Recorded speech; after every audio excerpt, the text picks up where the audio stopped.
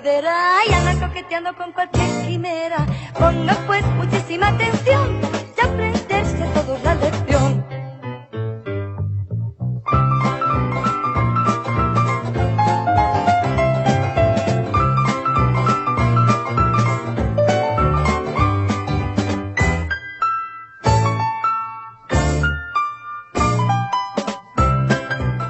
Pues bienvenidos a esta segunda hora de la Iglesia en Casa. Ya sabéis, es el momento del repaso de la escuela sabática, nuestra escuela de Biblia, una lección de escuela sabática que viene con un nombre muy sugerente entre signos de exclamación: bendito el que viene en el nombre del Señor. La verdad es que estábamos comentando aquí, mientras escuchábamos la alabanza también, que es una escuela sabática que tiene mucha tela, es una escuela sabática muy teológica, es una escuela sabática muy profunda, que a veces nos acercamos a los salmos con cierta ligereza porque, bueno, es poesía, nos hablan de los sentimientos. Bueno, en la escuela sabática de esta semana pues vamos a ver, o hemos descubierto, que aparte de sentimientos, vemos teología, vemos profecía, incluso vemos un retrato del propio Jesucristo. Así que para hacer una introducción, aquellos que no tengáis el librito de escuela sabática, no os haya dado tiempo a hacer el repaso, vamos a ponernos al día con la escuela sabática laica. El profe Willy llevaba meses investigando acerca de la vida y el ministerio de Cristo. Al pasar por la clínica Salmos, aprovechó para indagar acerca de una duda que le había surgido durante su investigación. Esta es mi duda. Después de resucitar en Lucas 24:44, Jesús le dice a sus discípulos que era necesario que se cumpliese todo lo que está escrito de él en la ley de Moisés, en los profetas y en los salmos. Pero me leí todos los salmos y no veo a Jesús por ningún lado. Lo que pasa es que en el Antiguo Testamento no aparece el nombre Jesús, porque el nombre Jesús lo adquiere a partir de su nacimiento en Belén. Pero en el Antiguo Testamento se hace referencia a él como Dios y como Mesías. Profe Willy, los salmos que contienen profecías acerca de Jesús se denominan salmos mesiánicos. Le imprimiré algunos de ellos, aunque se me acabe la tinta. El profe Willy se fue a casa con un arsenal de salmos para estudiar y descubrir en ellos lo que decían de Jesús antes de su primera venida. Lección 9. Bendito el que viene en el nombre del Señor. El libro de Salmos, junto con Deuteronomio e Isaías, es uno de los libros del Antiguo Testamento más citado en el Nuevo Testamento. De hecho, Jesús no solo leía el libro de Salmos, lo citó muchísimas veces y obviamente lo hacía de memoria, lo que significa que Jesús tenía guardados los salmos en su corazón. En una de esas ocasiones se lamentó sobre Jerusalén. Jerusalén, Jerusalén, que matas a los profetas y apedreas a los que te son enviados. ¿Cuántas veces quise juntar a tus hijos como la gallina junta sus polluelos debajo de las alas, y no quisiste? Entonces citó el Salmo 118:26 y lo aplicó a sí mismo, dejando claro que el Salmo hacía referencia a él. Os digo que desde ahora no me veréis, hasta que digáis, bendito el que viene en el nombre del Señor. Sí, la relación de Jesús con los salmos era una relación de doble vía. Jesús citaba los salmos porque los salmos citaban a Jesús. Los salmos dan testimonio de la persona y el ministerio de Cristo, y casi todos los aspectos de su obra en el plan de la salvación se ven en los salmos. Por eso la pregunta de esta semana es: ¿qué aspectos de la obra de Cristo encontramos en el libro de los salmos? En primer lugar, Cristo como pastor. Cuando en el Medio Oriente dos rebaños se mezclan, ¿saben cuál es la solución? cada pastor llama a sus ovejas. Ellas reconocen la voz de su pastor y lo siguen. Exacto. Eso nos recuerda a las palabras de Jesús en Juan 10. Yo soy el buen pastor y conozco mis ovejas, y las mías me conocen. También tengo otras ovejas que no son de este redil. Aquellas también debo traer, y oirán mi voz, y habrá un rebaño y un pastor. ¿Lo notan? Las ovejas del redil de Cristo reconocen la voz de su pastor. Esta figura de Jesús como pastor no fue algo improvisado por el maestro. El libro de los Salmos está lleno de figuras de Cristo como el buen pastor. Algunas veces, como en el Salmo 100, se lo presenta como pastor de su pueblo. Pueblo suyo somos y ovejas de su prado. Pero en el Salmo 23 no se lo presenta como nuestro pastor, sino como mi pastor individual y personal. Por eso es uno de los salmos más amados. Jehová es mi pastor, nada me faltará. En lugares de delicados pastos me hará descansar. Junto a aguas de reposo me pastoreará. ¿No les parece hermoso? No tenemos por qué seguir viviendo como ovejas sin pastor, cuando Jesús te llama a su redil para que tengas al mejor de los pastores. Yo soy el buen pastor. El buen pastor su vida da por las ovejas. En segundo lugar, Cristo como el Mesías. Para actuar en una obra de teatro, ¿qué tienen que hacer los actores? Estudiar muy bien el guión. Y aprenderse bien los diálogos. Correcto. Uno de los salmos mesiánicos más sorprendentes es el Salmo 22. No es el único que nos habla de los sufrimientos del Mesías, pero tiene la particularidad de que parece un guión con diálogos incluidos de la crucifixión de Cristo. Parecería que hubiera sido escrito después de la cruz, pero fue escrito unos 1000 años antes. Dios mío, ¿por qué me has abandonado? Estas palabras del Salmo 22:1 son un diálogo exacto recitado por Jesús en la cruz.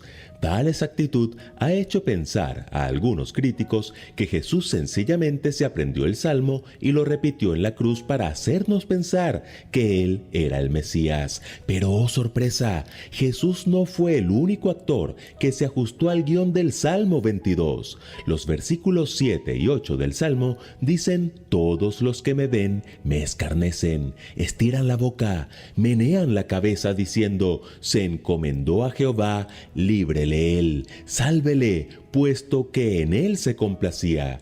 ¿No fue eso lo que dijeron exactamente los escribas y ancianos que contemplaron la crucifixión? El versículo 18 del Salmo dice: repartieron entre sí mis vestidos y sobre mi ropa echaron suertes. ¿No fue justamente eso lo que hicieron los soldados romanos? ¿Cómo hicieron para seguir ese guión al pie de la letra cuando probablemente nunca en su vida habían leído el Salmo 22? No, las escenas de la cruz no fueron actuadas, fueron profetizadas en los Salmos y cumplidas en el Gólgota, tal como estaban escritas, porque el buen pastor habría de dar la vida por sus ovejas. Y en tercer lugar, Cristo como rey y sacerdote. En el libro de Génesis, cuando Abraham volvía de vencer a Kedorlaomer, rey de Elam, quien junto con otros reyes había saqueado Sodoma y tomado prisionero a su sobrino Lot, se cruzó en su camino para bendecirle un personaje a la vez misterioso y fascinante. ¿Recuerdan quién era? Melquisedec, rey de Salem. Y sacerdote del Dios Altísimo. Correcto. ¿Y qué ciudad era Salem? De acuerdo a un manuscrito arameo que hace parte de los famosos rollos del Mar Muerto, uno de los descubrimientos arqueológicos más importantes del siglo pasado, donde se encontraron cientos de manuscritos del Antiguo Testamento que datan de los siglos I y II antes de Cristo, Salem era Jerusalén. Eso coincide con el Salmo 76:2 cuando dice: Dios es conocido en Judá, en Israel es grande su nombre, en Salem está su tabernáculo y su habitación en Sión. Oigan bien, en la historia de Israel, ningún rey tenía permitido ejercer como sacerdote. El único personaje en la Biblia que figura como rey y sacerdote en Jerusalén es Melquisedec, y eso lo hace un símbolo de Cristo. ¿Por qué? Porque en los Salmos se nos presenta a Cristo como rey y sacerdote. El Salmo 2, que es el primero de los salmos mesiánicos, presenta a Jesús como rey. Yo he puesto mi rey sobre Sión, mi santo monte. Yo publicaré el decreto. Jehová me ha dicho: mi hijo eres tú, yo te engendré hoy. ¿Cómo estar seguros de que aquí David no está refiriéndose a la coronación de su hijo Salomón cuando ese es el contexto en el que fue escrito el Salmo? Porque varias expresiones del Salmo 2 no aplican para Salomón y porque en el Nuevo Testamento, en Hechos 4, 25 y 26, se nos afirma que David estaba escribiendo de Cristo. El Salmo 110 también presenta a Jesús como rey, pero le añade: tú eres sacerdote para siempre según el orden de Melquisedec. ¿Lo notan? Al ser a la vez Rey divino y sacerdote eterno, Cristo tiene superioridad sobre los reyes y sacerdotes de la tierra. Tenemos una esperanza, porque el Rey del universo es el mismo buen pastor que dio su vida por las ovejas, y ahora no solo gobierna, sino que intercede por nosotros en el santuario celestial. Y esos no son los únicos aspectos que se presentan de Cristo en los Salmos. También se le presenta como Creador, pan del cielo, piedra angular, descendiente de David. El profe Willy lloró al encontrar a Jesús en cada salmo. Era la pieza que le faltaba a su investigación. El ministerio de Cristo estaba escrito en la Biblia desde unos 1000 años antes de su nacimiento en Belén. Jesús no se equivocó. Bienaventurados todos los que en Él confían. Bueno, tenemos a la Biblia como un libro completo, un libro complejo, un libro que guarda profecías, que se anticipa a los hechos con mucho tiempo, incluso que fotografía escenas mucho antes de que éstas ocurran. De verdad que todo un misterio, si este libro no fuese conducido por inspiración del Espíritu Santo. Y la lección que tenemos esta semana es una lección que yo denomino como compleja. No es de las fáciles. Y esa misma sensación que yo tenía me la ha corroborado también María Dolores, que decía, bueno, tiene mucha tela que cortar, ¿verdad, María Dolores? Ya lo creo. Uh-huh. Y bueno, pues me gustaría que entre todos fuésemos desgranando un poco lo que ha sido para nosotros esta semana. La verdad es que el título ya el pastor Gabriel Díaz, que fue pastor en la iglesia de Gijón, tenía una expresión colombiana que a mí me encanta y que me la ha hecho mía. Es muy diciente. El título es muy diciente, dice mucho, es muy explicativo. Bendito el que viene en nombre del Señor. Esa es la alabanza, esa es el sentimiento, ese es la esperanza también que guarda toda la Biblia, porque al final la Biblia, desde el principio hasta el fin, es el plan de salvación. Y lo que nos toca esta semana es ver cómo se consumó ese plan en la tierra, esa primera parte del plan con Jesús. Nos dice el versículo de memoria, Salmos 118, versículos 22 y 23, la piedra que desecharon los edificadores ha venido a ser la piedra angular. Obra del Señor es esto, es una maravilla a nuestros ojos. Y yo voy a decir más, es una maravilla, un misterio, y como Pablo decía también, es locura. La cruz es locura. Y me gustaría que bueno, pues me contaseis un poco vosotros vuestra primera aproximación a la escuela sabática, vuestra primera impresión, y luego ya iremos desgranando poco a poco cada tema que nos plantea. Richard, por ejemplo. Así por cercanía. Por tiro de cámara. Pues yo creo que en esta semana, esta escuela, me siento un poco como el título, ¿vale? Aquella gente decía bendito el que viene en el nombre del Señor, y no llegaban a ver que quien venía no venía en el nombre del Señor, sino que quien venía era el Señor. El Señor mismo, ¿no? Entonces yo me siento así, me siento que, bueno, hay textos que lees y que te impactan, pero no llegas a ver todo el significado, por más vueltas que le des, y que cada vez que los lees sigues viendo matices y sigues viendo la obra de Dios, porque andas un poco, no sé si decir perdido, pero sí maravillado, ¿verdad? De cómo todo está anticipado, todo está cumplido, todo está explicado, y cómo a veces somos más ciegos de lo que parecemos. Yo, según estaba viendo ahora mismo en la escuela sabática laica, estaba pensando cuántos de esos fariseos y sacerdotes que estaban ahí contra Jesús no se dieron cuenta en ese momento que se estaba cumpliendo absolutamente todo lo que venía en el Salmo 22. Sí. Y de lo que ellos eran eruditos, ¿verdad? Exacto. Claro, que lo conocían, y cómo vieron que por parte de ellos, por parte de Jesús y por parte de gente ajena totalmente, como eran aquellos soldados rudos romanos que no tenían ni idea de las Escrituras, cómo todo se iba cumpliendo y iba encajando todo en un puzzle. Ante sus ojos. Sí, cómo no les temblaría, se les pondría la piel de gallina y dirían, se está cumpliendo todo, sino que a veces la dureza de corazón hace que pase todo desapercibido. Y me imagino que cuando dice luego en el libro de Hechos que se convirtió en parte de los sacerdotes, pues me imagino que alguno de aquellos que fueron artífices de pedir la muerte de Jesús y que lo contemplaron todo, tuvieron que pasar ese sábado de reflexión para darse cuenta bueno, todo había pasado ante sus ojos y no se habían enterado. Quien venía no era el bendito en nombre del Señor, sino que era el Señor mismo. Y a veces eso nos pasa a nosotros con los textos. Y a mí me pasa con estos, que han pasado tantas veces que de pronto digo, pero esto está aquí y no me he enterado. Esther, tu aproximación a tus primeras impresiones de la escuela sabática de esta semana.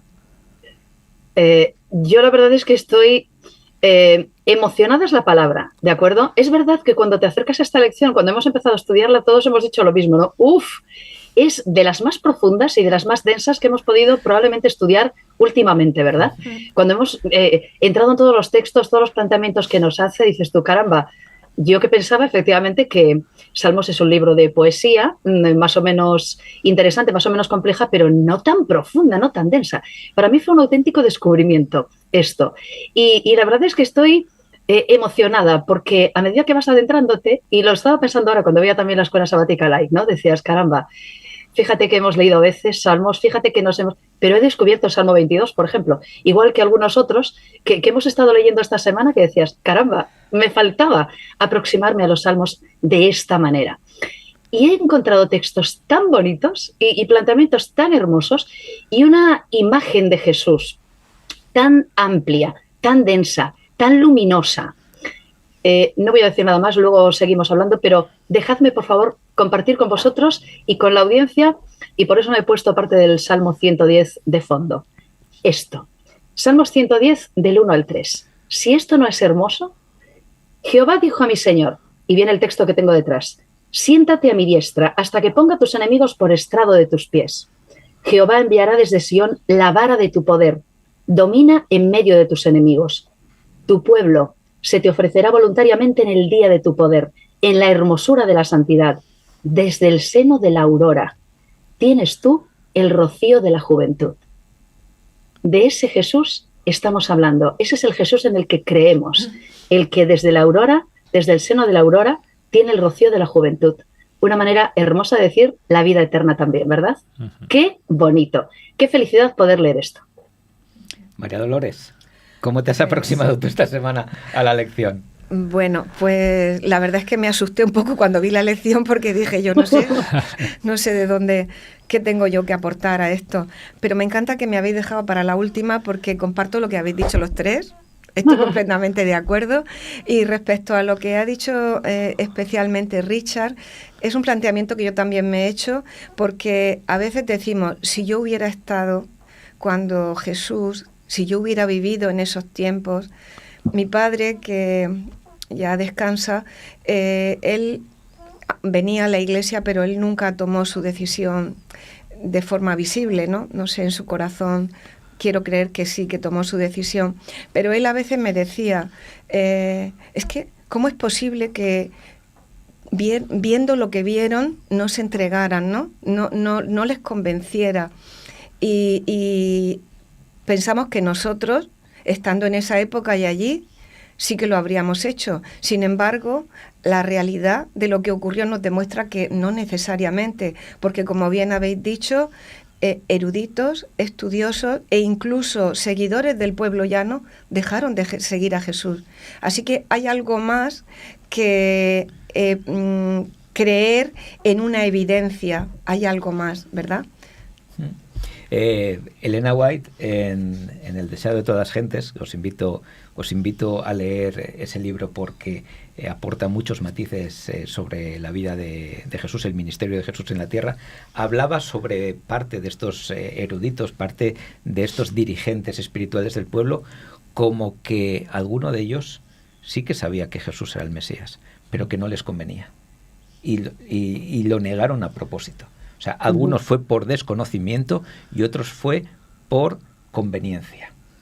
Qué terrible, ¿eh? Saber que estás delante del Mesías y cómo te va a desmontar el negocio que tú tienes puesto, la manera que tú tienes de concebir la teología, prefieres morir con tus ideas a ser lo suficientemente humilde, lo suficientemente, como nos decía hoy Manolito, obediente y decir, es verdad, si todo esto que yo estoy enseñando en realidad no es la verdad.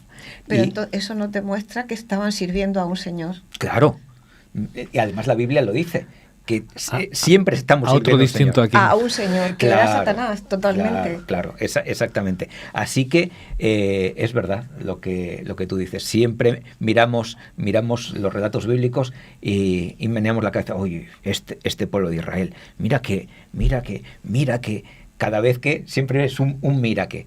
Y a lo mejor deberíamos ver que nuestra época es ahora. Sí.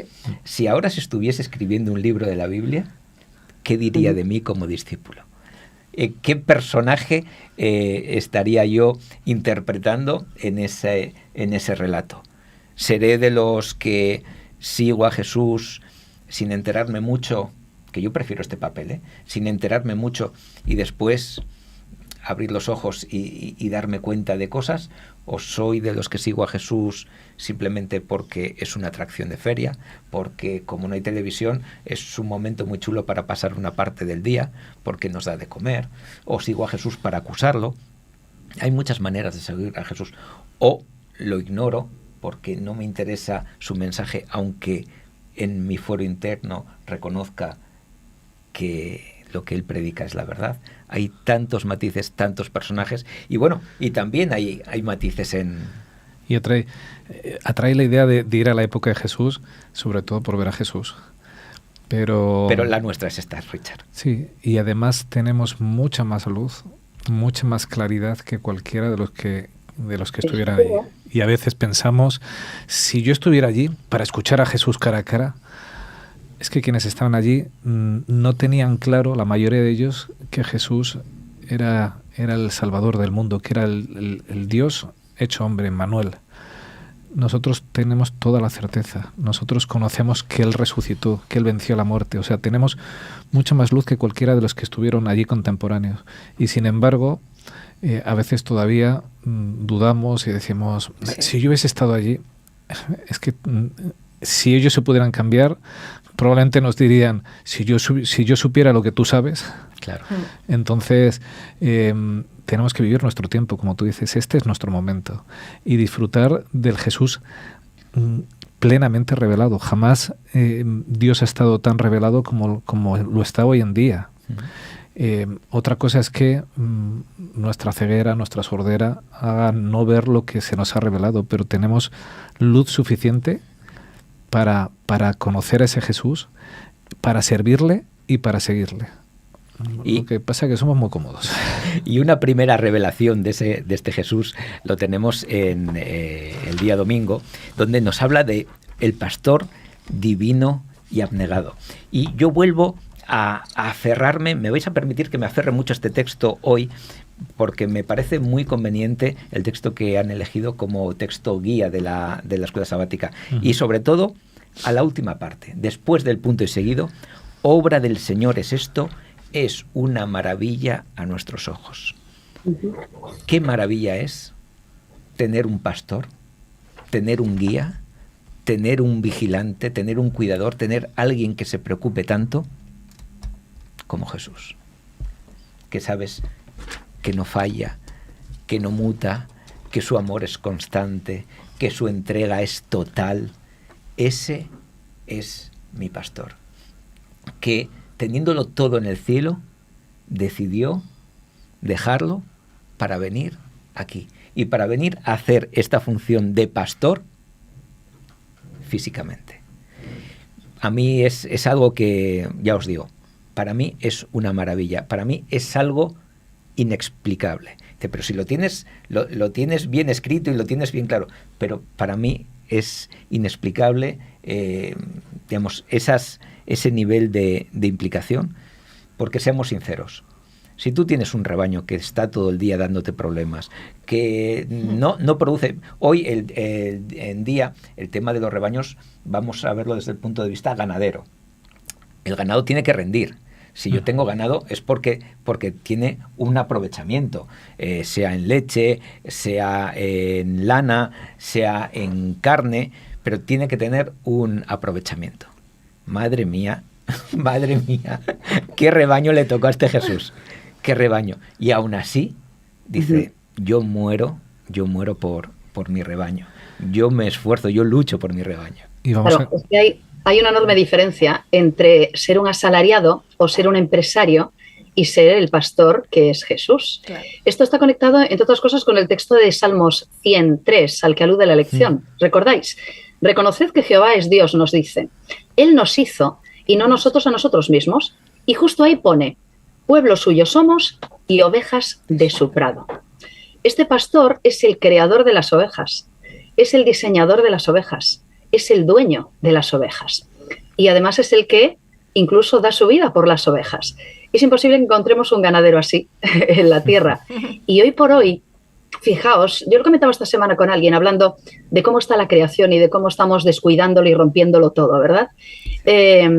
Hoy por hoy, el ganadero y el agricultor son empresarios y muchas veces son todo lo contrario a lo que deberían ser. No solo no se enseñorean de la creación, sino que la destruyen y la utilizan y la manejan para su beneficio. Es una cuestión mercantil nada más. Aquí de lo que estamos hablando es de que el propio creador de todo lo que está, de nosotros mismos como ovejas, está aquí con nosotros, cuidándonos, protegiéndonos y hasta dando su vida por nosotros. Es una dimensión completamente, ¿verdad?, diferente y es una dimensión maravillosa. Fíjate, José, decías hace un segundo que es un mal rebaño este. Yo voy un paso más allá.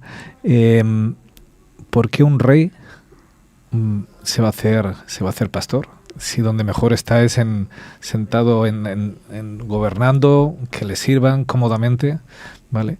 Cuando uno coge la palabra y abre un texto como Ezequiel 34, 5, 6, en el que Dios dice, mi pueblo es como un rebaño de ovejas, andan por los cerros como ovejas sin pastor, corren grave peligro, pero a nadie le importa.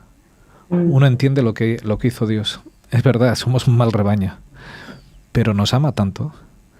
Estaba tan preocupado como al vernos, cómo estábamos perdidos, cómo estábamos como ovejas sin pastor, cómo estábamos totalmente desamparados y que a nadie le importaba, que Él se convierte en ese pastor. Viene, sufre, trabaja por nosotros, nos cuida, es el buen pastor.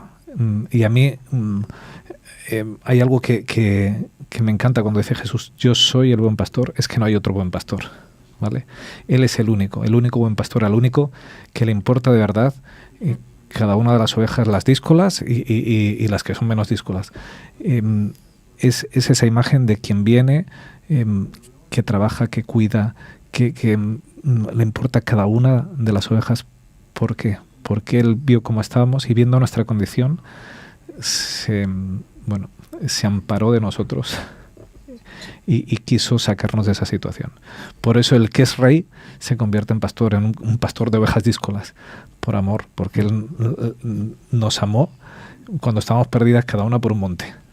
Además, este nivel de pastoreo es un nivel de pastoreo que es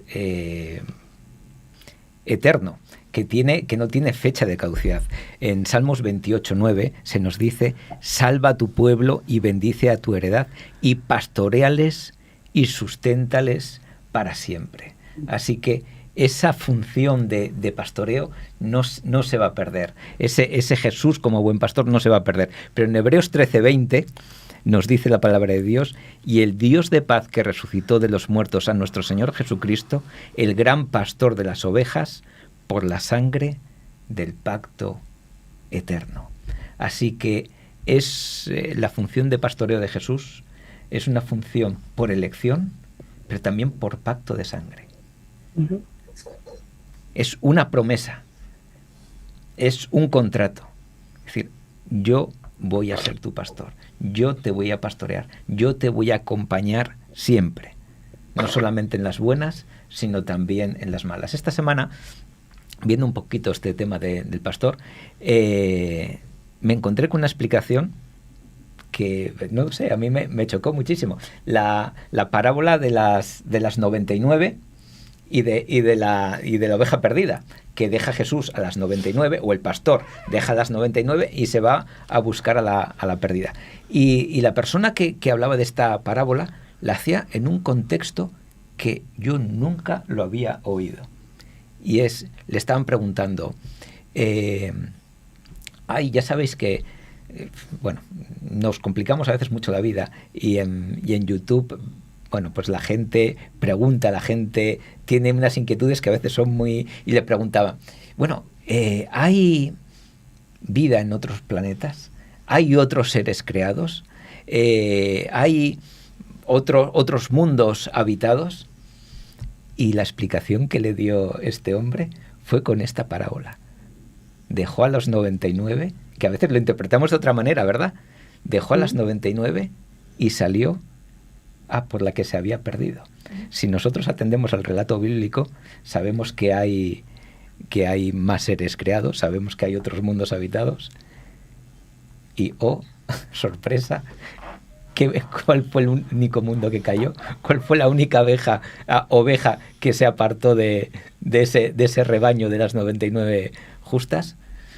Es otra manera más de decir que es un pastoreo cósmico, es un pastoreo universal, y aparte, como hablábamos también, es un pastoreo personal, es el pastoreo del Salmo 23, es que Jehová es mi pastor.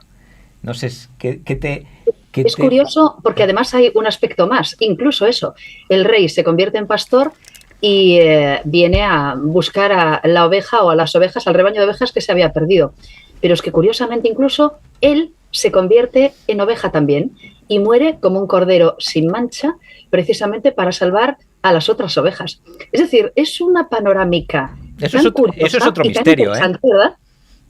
Digo que es otro misterio, Esther. Un misterio, ¿verdad? Que el pastor muera como cordero. ¿Verdad? Increíble. Increíble, da su vida por las ovejas y se convierte en una oveja más. Bueno, porque también tiene una dimensión de oveja, evidentemente también es hermano nuestro, somos herederos, coherederos con él también. La dimensión que nos dibuja efectivamente esa panorámica no tiene nada que ver, por cierto, con ningún otro tipo de Mesías, ni ningún otro tipo de Dios, ni ningún otro tipo de divinidad. Estamos hablando de una panorámica que nos lleva por un camino muy, muy diferente. Y es lo que lo hace todavía más fascinante, ¿verdad? Hay tantos misterios que todavía no entendemos.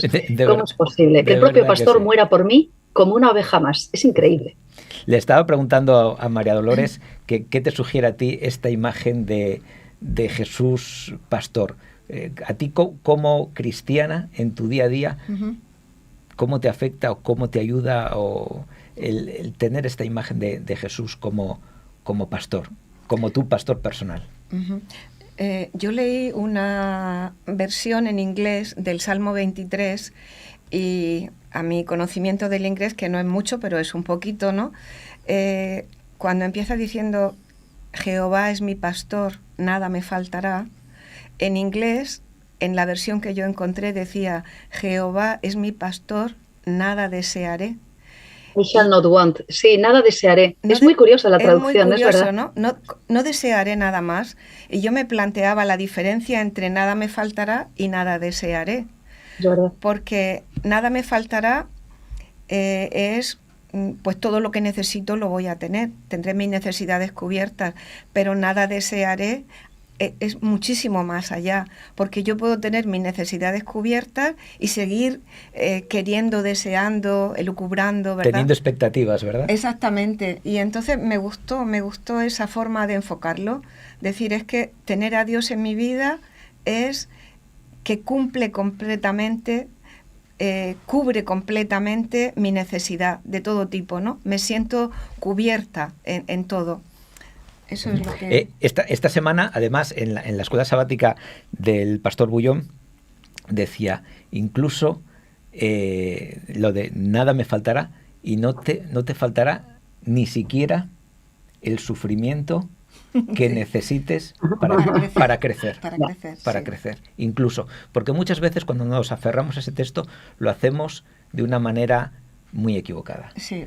Es materialista. Sacamos nuestra chequera y decimos, a ver cómo está la cuenta del banco, sacamos nuestra lista de deseos, digo, vamos a ver cuántos están cumplidos, y el Señor no quiere que estemos mal, pero el Señor tiene unas expectativas sobre nosotros mucho más amplias, mucho más grandes y sobre todo mucho más ricas, porque el Señor lo que quiere es que al fin y a la postre lo que gocemos es de la vida eterna. Entonces, estos textos tenemos que leerlos también en ese contexto, en el contexto de un pastor que nos guía para que obtengamos el mayor de los galardones. Y el mayor de los galardones es la vida eterna. Me gustaría, ya que el tiempo va pasando rápidamente, pasar al lunes, pasar a esta lección que también a mí es la que más me ha conmovido de toda la semana. Porque nos habla de este Mesías sufriente, nos habla de este Mesías vituperado, nos habla de este Mesías humillado, nos habla de este Mesías incomprendido, nos habla de este Mesías rechazado, nos habla de este Mesías al fin y a la postre asesinado. Uh-huh. Y bueno, esto para mí es uno de los grandes misterios. Yo no lo puedo entender y creo que mucha gente no lo puede entender. Nosotros aceptamos por fe, por evidencias y por las pruebas que la Biblia nos va mostrando, como hemos visto esta misma semana. Pero muchas personas rechazan al Jesús que no sea como personaje histórico, porque mucha gente cree en un Jesús histórico, pero no es su misión. Entonces es difícil llegar a poder aceptar lo que Jesús ha hecho por nosotros, y creo que ahí es donde actúa el componente de la fe, ¿verdad? Porque como hemos dicho, las evidencias y las pruebas, los mismos sacerdotes de la época de Jesús las tenían delante de sus ojos, pero hay un paso más, ¿verdad? Necesitamos algo más que pruebas, evidencias, necesitamos la entrega del corazón. Eso es la fe, es aceptar que realmente Jesús vino con una misión para rescatarnos y estará con nosotros por la eternidad. Uh-huh.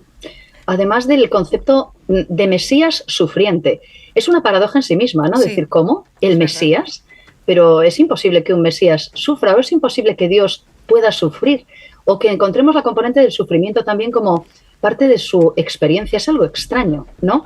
Y además hay algo que me llama la atención también. A mí, como decías también, José, me parece una parte de las difíciles, ¿no? Y de las emocionalmente así, ¿no?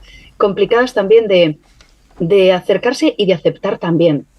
Hay algo que me llama mucho la atención. Nosotros solemos decir que somos extranjeros y advenedizos. Nos gusta hablar de que somos peregrinos aquí. Y eso que nosotros hemos nacido aquí, vivimos aquí todo el tiempo, y si nos vamos antes de que Jesús vuelva, pues al final nuestro mundo de momento es este, ¿no? Y sin embargo no nos damos cuenta de que el que realmente no pertenece aquí es Él. Para mí sigue siendo inexplicable que haya dejado su trono de gloria en el cielo, mi propio Creador, y haya venido a este mundo para poder morir por mí. Es algo completamente inexplicable. Así que haya dejado la vida, ¿verdad? La vida, el trono de la vida, el árbol de la vida, y haya venido aquí a morir por mí y a sufrir. No lo puedo entender. De hecho, no lo entiendo. Y que es un dice, misterio. ¿verdad?, la profecía que conocemos, que vamos a pasar mucho tiempo estudiando esto, porque es inexplicable. Y el tiempo es lo único que me da vida a mí. ¿Cuánto tengo todavía que, verdad, pensar en esto y cuánto tenemos que reflexionar todavía en esto? Richard, estábamos hablando de este Mesías sufriente, de este Mesías que dejó el trono, que vino a pastorear y que las ovejas no le trataron especialmente bien. No. Escuchaba ahora, gracias Julián, es que tengo que salir un segundo. Escuchaba ahora lo que Esther estaba diciendo y yo muchas veces he pensado, es que no tenía que haber venido por mí, no me lo merezco, no, es verdad, no merezco el sacrificio de Dios muriendo por mí, pero la cuestión no está en lo que yo piense, sino en lo que Él sentía, y Él sentía que yo era suficiente. Entonces, eso es lo que a veces nos cuesta entender cuando hablamos del misterio, es que si yo lo tengo que calcular, yo digo, no debía de haberlo hecho. Pero es un misterio porque Él dijo, necesitaba hacerlo. No le tratamos bien ninguno. O sea, no es que la mayoría le trataron mal, no, es que fue un incomprendido. Yo a veces pienso, 3 años formando a su equipo, ¿vale?, a quienes le van a sustituir, y el día que se despedía de ellos, que es el día de hacer recogida, ¿verdad? No se habían enterado de nada, entraban ahí en el aposento alto peleando quién iba a ser el mayor. A quienes me llevo y les digo que me ayuden para orar, se quedan dormidos. El otro llevaba la espada escondida, 3 años con la espada y todavía esperando. ¿Qué es lo que Jesús recibió? Absolutamente nada. Pero Él funcionaba de otra forma. Por eso es un misterio, porque por amor vino a sufrir. Y a veces este Salmo 22, cuando empieza con ese Dios mío, ¿por qué me has desamparado?, que es desgarrador por parte de Jesús. Yo hace poco pensaba qué desgarrador es por parte de Dios el Padre, que estaba allí al lado de la cruz, pegadita a su nariz a Jesús, y verle exclamar, verle sufrir, verle que no podía sentirle, verle tan lejos de Él y estarle tan cerca. A veces solo pensamos en la parte de Jesús, pero cómo se tuvo que sentir la otra parte de la deidad, tanto el Padre como el Espíritu Santo, ahí al lado, sin poder hacer nada porque el pecado había hecho separación, viéndole cómo sufría y sintiendo ese desgarro de no nos ves, estamos aquí, y estás sufriendo. Toda la divinidad sufrió para que nosotros podamos ser salvos. Y a veces no lo valoramos, no lo entendemos y no lo ponemos en el sitio adecuado de que todo el cielo se conmovió para que yo pueda volver a casa. No se trata de entender, porque no creo que podamos llegar a entenderlo. Nunca. Se trata de aceptarlo y de ser transformados por esa verdad. Y de aceptar el sacrificio que se hizo. O sea, claro, yo era un mendigo y llegó mi Señor y me dijo, mira, te voy a convertir en millonario. Da igual que yo sienta que no lo merezco, da igual, es que eso no importa. Lo importante es que Él quiere hacerlo y lo que tengo que hacer es aceptarlo. Cuando doy estudios hablando de esto, de la gracia, pongo este ejemplo. Somos mendigos y nos han dejado un cheque por valor de 100 millones de euros. Si yo no voy, no confío, no lo deposito, me habré muerto en las calles con un cheque de 100 millones de euros, que era válido, que era útil. Tengo que aceptar lo que Dios me ha dado. No lo merezco, es verdad, no lo merezco. Yo llego a esa conclusión. No hay nada en mí que merezca que Jesús haya muerto por mí. Pero Él ha querido hacerlo. Y como ha querido hacerlo, tengo que aceptar el regalo que me ha dado. Porque por eso es un regalo, porque es inmerecido. Y esa es gran parte de la salvación, aceptar lo que no merezco y estar gozoso y compartirlo con los demás. Que hay un Dios que nos ama, un Dios que nos da lo que no merecemos, que nos retribuye como no nos merecemos, pero que es un Dios que nos ama tanto que nos quiere tener de vuelta en casa. Sin ninguna duda. Y además es un Mesías, es un pastor que es fiel a su pacto, que es fiable. Hoy en las relaciones humanas, que tenemos que tener un derecho mercantil, que tenemos que tener juzgados que el apretón de manos no vale, que incluso, vamos a decir, que aunque firmes, tampoco vale, y aquí tenemos un pacto. Incluso esa justicia, si alguien incumple, tampoco es justa muchas veces. Tampoco es justa. Ya simplemente con los plazos que tiene la justicia, ya se pierde mucha justicia. Y aquí nos dice que siempre fiel a su pacto. Aparte de las implicaciones teológicas que tiene en cuanto a ese pacto davídico, ese pacto que hizo con David de que siempre iba a haber alguien de su estirpe sentado en el trono de Israel, que en Cristo Jesús se cumple, por cierto, es el pacto que el Señor ha hecho con la raza humana, el pacto que el Señor ha hecho conmigo. Perdonadme que en este apartado no me ciña mucho a la parte más teológica del acuerdo con David y demás. Yo quiero sacarlo a las implicaciones que tiene conmigo. Las personales. Que es un pacto que no está sustentado en mi perfección. No es un pacto que está sustentado en que yo no falle. No es un pacto que está sustentado en decir, somos dos partes iguales que vamos a firmar un acuerdo. Este es un pacto de gracia que te dice, tienes las puertas abiertas, yo he pagado la deuda, he aquí yo estoy a la puerta y llamo, ábreme. Y da igual lo que hagas, Él mantiene su pacto, ¿vale? Porque nosotros como seres humanos hacemos pactos, pero si el otro es enemigo nuestro, decimos, hasta aquí hemos llegado, solo faltaría. Y Dios mantiene su pacto, es fiel a su pacto.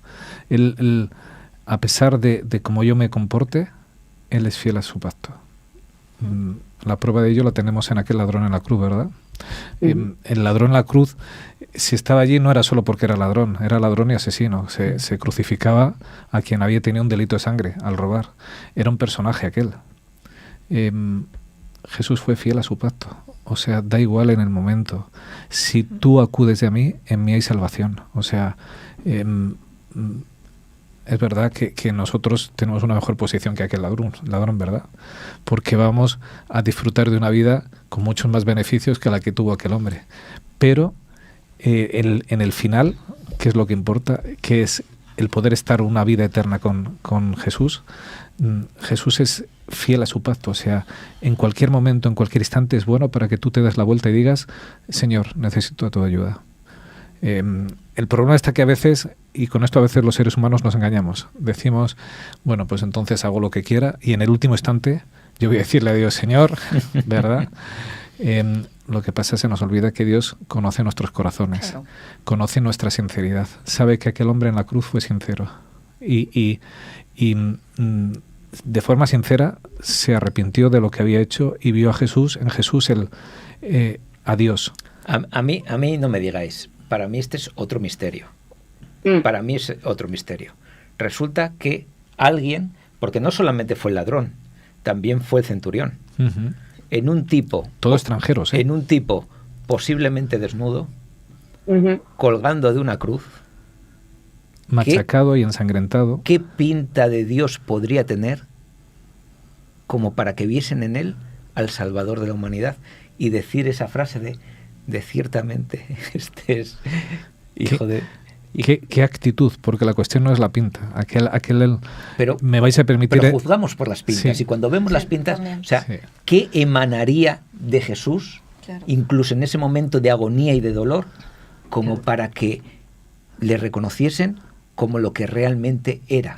Pues su actitud, sin duda, porque habrían visto muchas crucifixiones y habrían visto cómo la gente maldecía, lloraba, gritaba, y creo que la actitud de Jesús era tan digna que les descolocó y entendieron que aquel no era un hombre normal. Aquel era un andrajo humano, o sea, le habían hinchado a golpes, le habían abierto la carne a latigazos. Jesús en la cruz no tenía ninguna divinidad humana, quiero decir, aspecto sí, de divinidad, ni siquiera de hombre. Totalmente. Sí. Estaba molido. La cuestión está en que, lo que está diciendo María Dolores, cuando uno estaba en la cruz, que era un elemento de tormento, o sea, la cruz estaba hecho con las piernas flexionadas, los brazos levantadas para que tu tórax te ahogara, y cuando necesitabas respirar, necesitabas hincarte sobre los pies para, con el dolor, coger una bocanada de aire y no sabías qué te dolía más, si los pies o el no coger el aire. Era un elemento de tortura. Ver a un hombre que en el elemento de tortura estaba diciendo: Padre, perdónalos porque no saben lo que hacen, que no exclamaba venganza contra nadie, que había paz, que había perdón, que estaba orando al cielo, su actitud tuvo que ser tan reveladora, claro, que, bueno, transformó a uno que estaba en esa misma situación de martirio y al otro que era quien infringía ese martirio. Su actitud, desde luego, era la de alguien que ama, claro, y que muere por amor, que es lo que hizo Jesús. Así bueno, que nosotros tenemos vislumbres, y vislumbres suficientes, quiero decir, para que podamos, ¿no?, sobre ellas desarrollar también nuestra fe y trabajarla. Pero no sé vosotros, yo me lo he imaginado muchas veces, que el Jesús humano me mirase directamente, ¿de acuerdo? El poder interactuar con él de forma cercana, ¿verdad? No hemos tenido esa experiencia. Ahora podemos sencillamente vislumbrarla, pero yo he imaginado muchas veces cómo sería su voz, por ejemplo. No tengo especial debilidad por ese tema, ¿no? Por el tema, ¿cómo sonaría la voz de Jesús? ¿Cómo hablaría con la gente? Porque la forma en la que hablaba con ellos y ellas los transformaba, ¿verdad? Cambiaba vidas. Y bueno, Elena White habla de forma preciosa, ¿no?, sobre cómo era la forma en la que él hablaba y cómo cantaba, ¿no? Sí. Y cómo eso transformaba la vida de quienes estaban a su alrededor. ¿Cómo miraría? ¿Cómo podría yo sostener la mirada de Jesús si le mirase directamente y supiera que él me está viendo y está sabiendo lo que pienso también? Seguro que sí, Esther.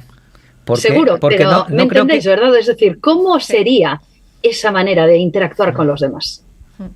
Porque yo veo en esa mirada que tú comentas, no una mirada inquisitiva, no una mirada acusatoria, sino una mirada de paz, una mirada clara. Sí, de salvación. De decir, te quiero.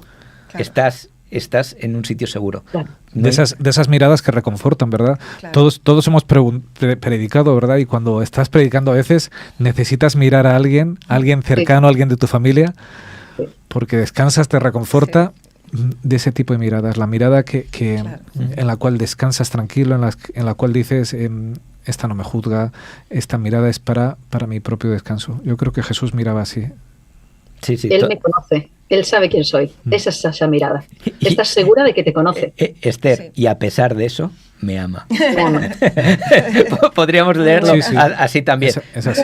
No tengo que fingir, no tengo que tener ninguna pose. Lo sabe todo y aún así ha decidido amarme, ha hecho un pacto eterno conmigo de amor. Y ese...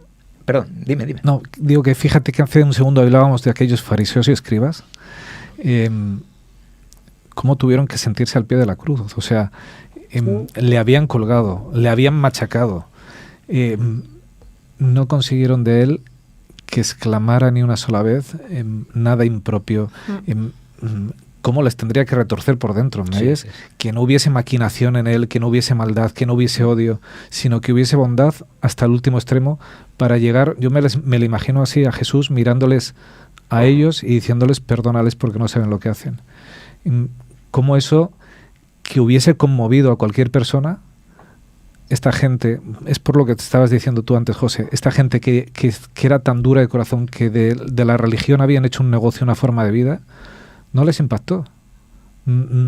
Salieron de allí y tuvieron claro, yo por lo menos es mi forma de entender la Biblia, ellos sabían que eran el Mesías, tuvieron claro que iba a resucitar. Los discípulos ni se habían enterado, ellos lo tuvieron claro y marcharon corriendo a decir, mira que esté dicho que va a resucitar, poned una guardia ahí, no vaya a ponerlo, sujétale dentro de la tumba porque sé quién es este. O sea, ellos lo tenían clarísimo, quién era, pero no quisieron cambiar. Lo vieron hasta el último instante, como Jesús, incluso en ese perdónalos porque no saben lo que hace, les estaba incluyendo a ellos y no transformó. A veces pensamos, y vuelvo a lo de antes, si yo hubiese estado allí, me hubiese transformado Jesús. No. Hubo gente que tuvo vislumbre perfecta, que entendieron las cosas perfectamente y que la maldad de su corazón no quiso hacerlos cambiar porque aceptar a Jesús significa cambiar de vida. Exactamente. Y muchas personas no quieren cambiar de vida. Y nosotros a veces no queremos cambiar, no queremos que Jesús nos cambie. Queremos que nos acepte como somos. Y Jesús lo que quiere es cambiarnos porque quiere mejorarnos.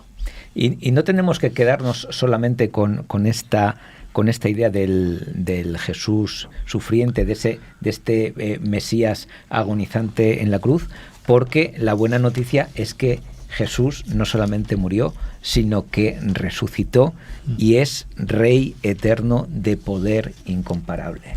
Es decir, nuestro pastor, nuestro amigo, nuestro socio, aquel que firmó el pacto con nosotros con su propia sangre, aquel que está de nuestra parte, aquel que lo dejó todo para venir a rescatarnos, resulta que es Rey eterno de poder incomparable. Son magníficas noticias.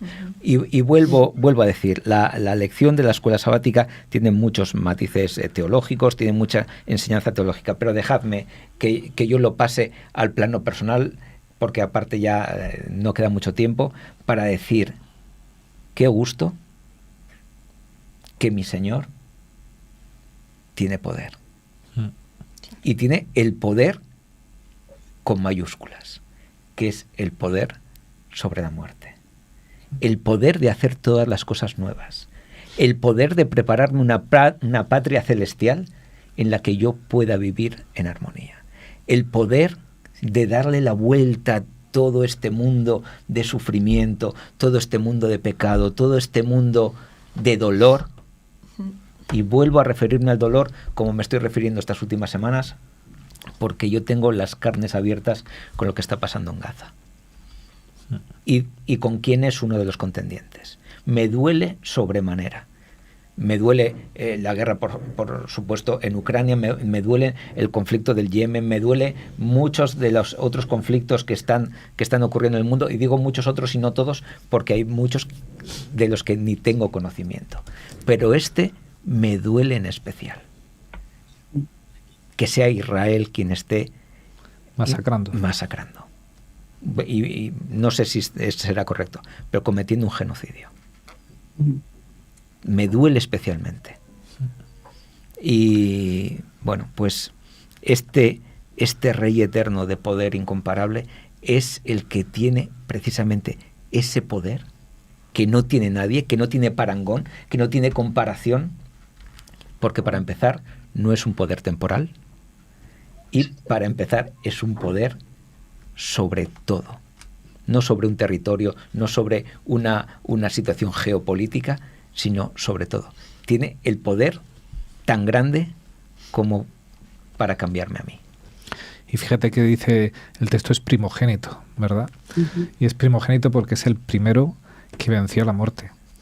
Y alguien podría decir, pero hubo resucitados antes. Pero no por sí mismos, ¿verdad? Claro. Uno se lee el libro de Judas y dice que Satanás contendía, ¿verdad?, por Moisés. ¿Por qué? Porque no tenía derecho a resucitar. Claro. No tenía ningún derecho. Moisés había resucitado en alas de la esperanza de lo que iba a ocurrir. Pero quien venció la muerte fue Jesús. Él es el primero que derrotó a la muerte, que derrotó a Satanás, y con él se nos abre todo un campo para nosotros, nuestra vida. Y ahora nos vamos a esa gente que está sufriendo. Nuestra vida aquí a veces es una tortura, ¿verdad? Pero en Jesús hay esperanza de una vida perfecta, una vida eterna, que se ganó ese siervo sufriente por cada uno de nosotros. Y eso es lo que nosotros tenemos que transmitir, que en Jesús hay esperanza, da igual cómo sea tu vida hoy en día. Lo que te espera allí es mucho mejor.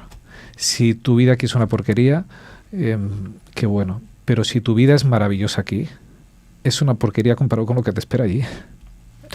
Totalmente. Es que lo que Jesús ha ganado es maravilloso para cualquier persona. No hay nadie que pueda decir, bueno, es que estoy tan bien aquí que si alguien no actúa así es porque es un necio. Pero lo que nos promete allí es infinitamente mejor. Además de que nos promete esa paz interior, ese perdón. Nos menciona a Jesús como ese sumo sacerdote, y a mí me encanta en el capítulo 4 de Hebreos, cuando dice, después de habernos presentado a Jesús, dice el apóstol Pablo, acerquémonos pues confiadamente al trono de la gracia. O sea, es que a Jesús no me puede acercar de otra manera. Es que cuando entiendo que es alguien que me ama tanto, que está dispuesto a trabajar por mí, que está dispuesto a impartirme su gracia para transformarme, lo único que puedo hacer es acercarme confiadamente, porque su mirada es esa mirada limpia de la que hablamos antes, no es esa mirada que me quiere destruir. No, acércate confiadamente. O sea, no hay otro sitio donde vayas a encontrar salvación ni esperanza, da igual cómo estés en tu vida aquí. No hay otro lugar mejor que a los pies de Jesús. A mí me gusta mucho la cronología de la escuela sabática, de cómo ha planteado por lección. Primero nos presenta al Jesús pastor, que vino a por sus ovejas. Segundo, cómo sus ovejas no le corresponden. Vamos a dejarlo así, no le corresponden. Pero donde se ve ese amor tan grande de dejarlo todo para venir a por sus ovejas. Después vemos a ese Jesús con poder, a ese rey, y vemos a este Jesús ahora sacerdote. Me acerco a este rey, me acerco a este sacerdote, teniendo ya los precedentes de saber que me ama, que murió por mí, que ha firmado con sangre un pacto conmigo y que lo dejó todo para venir a buscarme. ¿Cómo no voy a acercarme confiadamente? ¿Cómo me puedes pintar a un Dios tiránico, justiciero, amargado, con el rayo de Zeus, que muchas veces estas imágenes vienen de otros sitios, con el rayo de Zeus presto y dispuesto a tirármelo cuando me equivoco? ¿Cómo puede ser eso? Pues la escuela sabática de esta semana es otra vez una carta de amor.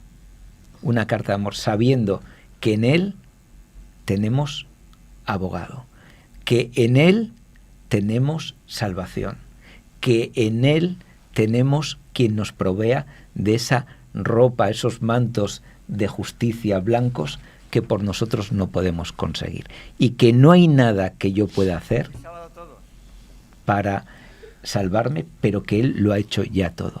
Comienza el sermón.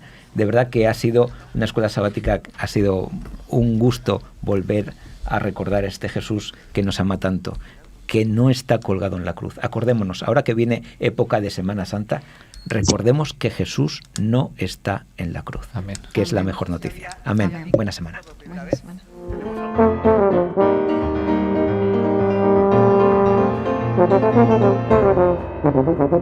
Thank you.